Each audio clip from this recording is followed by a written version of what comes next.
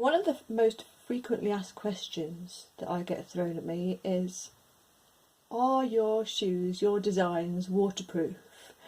So I thought I'd just do a little short video to absolutely prove that point. I've had these pair of Nikes, right? These were one of the first customs that I attempted, and I totally did not know what I was doing. And the paint started chipping off. Really, they weren't looking too good at all. So I was just wearing them in the garden. Anyway, this week I thought, you know what, I'm going to do something with them. So I'm going to try and get some of the paint off. That, incidentally, I hadn't prepared properly and I hadn't sealed properly either. So I started scraping at these not properly finished and not properly prepared shoes, and the paint weren't really coming off. So next step, what I've done is I've stuck them in, I've soaked them overnight in this Murphy oil soap, which incidentally is an awesome way to get dried off paint off a variety of surfaces, floors and tables and other things that I managed to get paint all over. So I'm going to demonstrate how difficult it is to even just get the paint off when it's not been properly done. So here we go, I got me, oops a daisy, a Stanley blade here.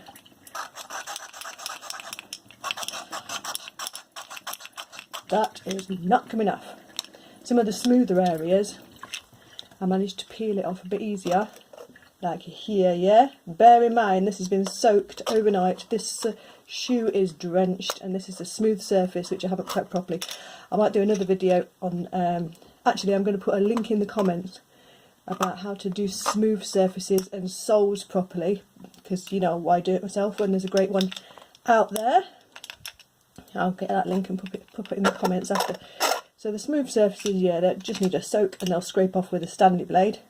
Obviously, you're not going to go around scraping your shoes on a general basis with a Stanley blade, but little by little, it's coming off a bit with the Stanley blade. It's easier if I run it under really hot water, actually. Look, the really hot water. That makes the paint come off a whole lot easier. Bearing in mind, you are not going to be wearing shoes that you've soaked all night in Murphy's oil soap.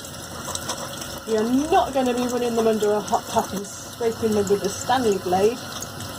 And I sure as hell won't be sending out any shoes that haven't been properly prepped and properly sealed. So you see, even under really hot water, it's a bugger to get these off. Can you see alright? Have I got the camera? Oh, right. Let's move it around just a tad there. Here we go. So it's coming off the plasticky bits off the soles. But I am having a real problem just even scraping the glitter off these. With the Stanley blade, mind. Under boiling hot water here. Yeah, it's hurting my fingers a little bit, but you know, I must suffer for my craft, I guess.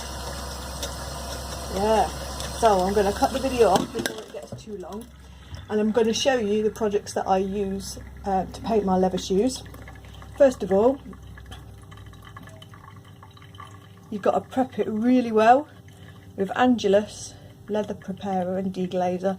This is an essential step, is to take the surface off whatever coating you've got on your leather shoes. I wouldn't recommend doing it on shiny shoes. I have done shiny shoes, but it took me days to get the topping off them.